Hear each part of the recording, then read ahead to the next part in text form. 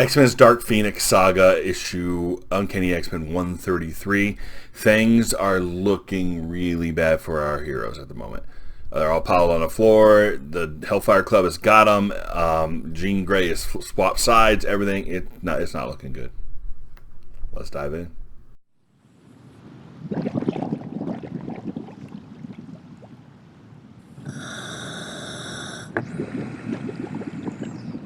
Welcome back to Long Box Diving, where we explore comics and story arcs pulled from the long box.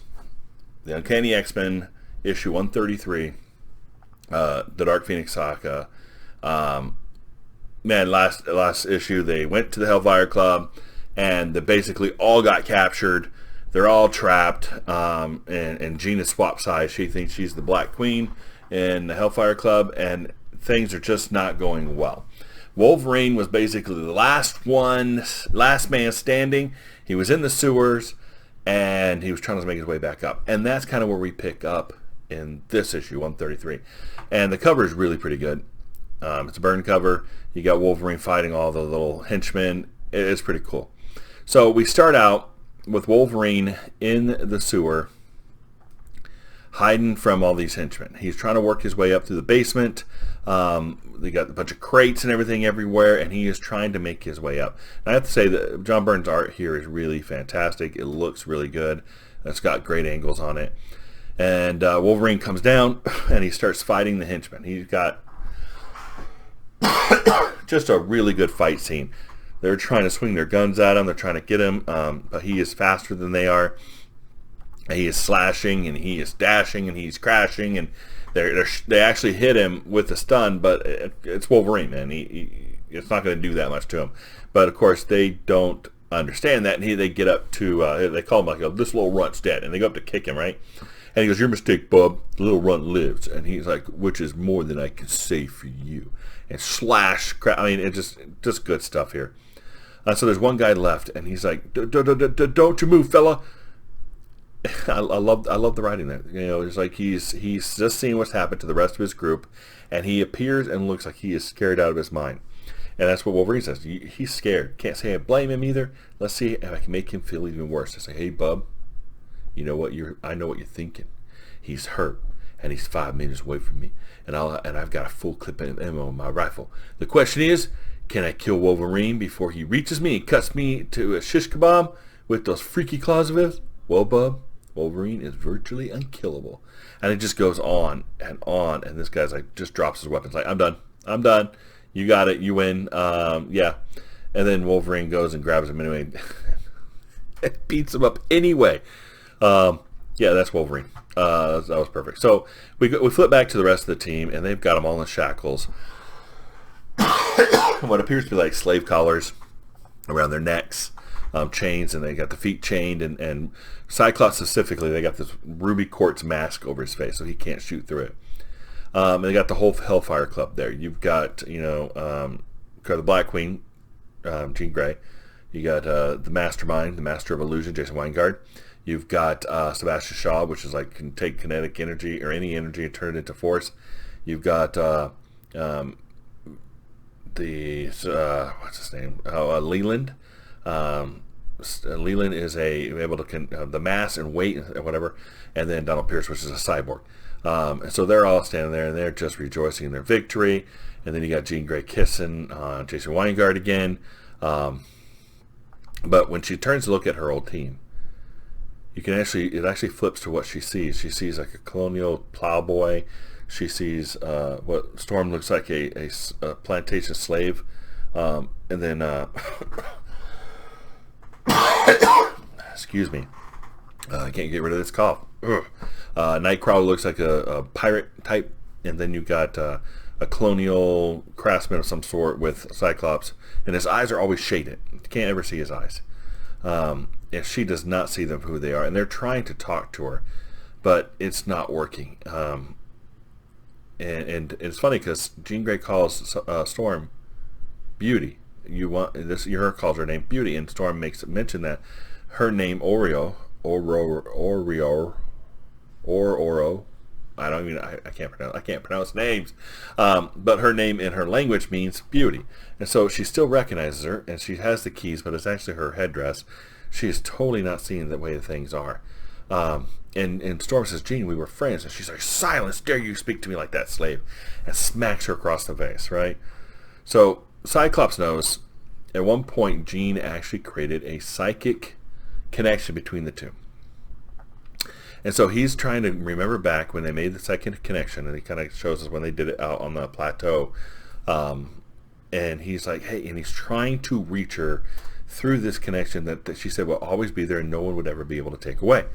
And so we see she's talking again to Storm, and Nightcrawler's like, Herr Shaw, pardon my asking, but why are you keeping us alive?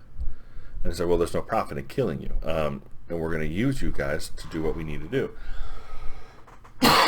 Some like genetic engineering and that kind of stuff. So we go on, and we're back to Muir Island, and Banshee was taking a run, and he comes up to McTaggart, and she's like, I finished processing the data scans for Professor and made of Jean, and there's bad news. The Phoenix inside her brain is shaking loose. And things are about to get crazy. And then we get back over to Professor. He's there with Angel, and he's like, I haven't heard from the team.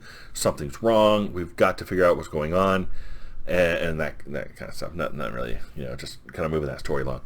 Then we get back in here, and Wolverine actually climbs up the dummy waiter, and he's sneaking in past the party that's still going on downstairs. And somebody points a gun at his head and says, "Free sucker!" So he gets caught.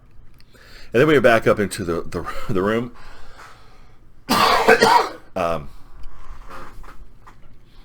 And Leland is like grabbing Jean Grey's face, and it's really weird stuff. These guys are really weird.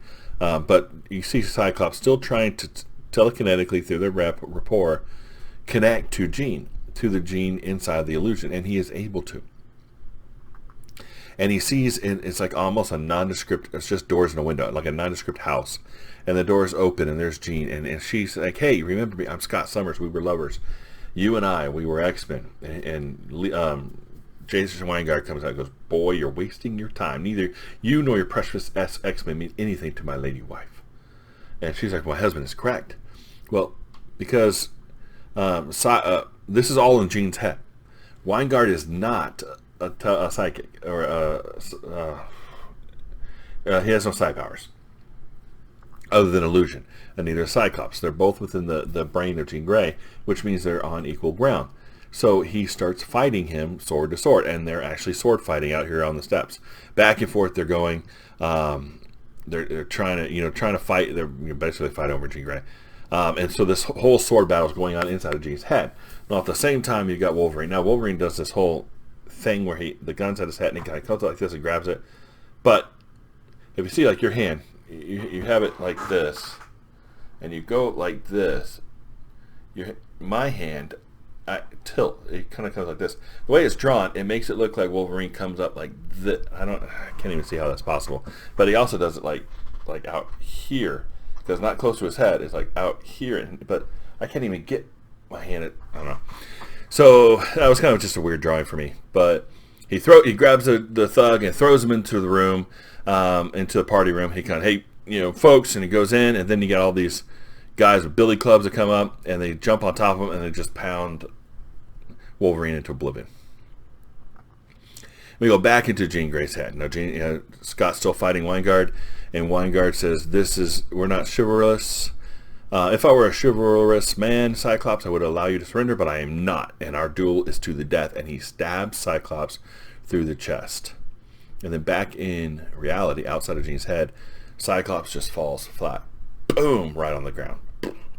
And he goes, what is happening? Cyclops was all right a moment ago. And then and Nightcrawler goes, he lies so still, Storm Colossus. His chest isn't moving. He isn't breathing. Cyclops is dead. So I think they just kill Cyclops. So this issue, pretty good. The art was pretty good, except for a couple little things like the whole arm thing. That didn't make any sense. Still throws my brain off. The story is really good. It progressed a little bit. We see the psychic connection between the two.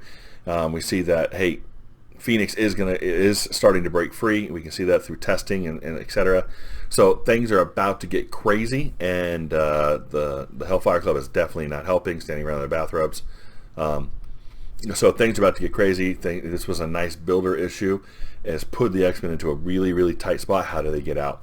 This has been pretty good. So again, if you enjoyed this review, please like and subscribe, and we'll see you next time here in the Long Box.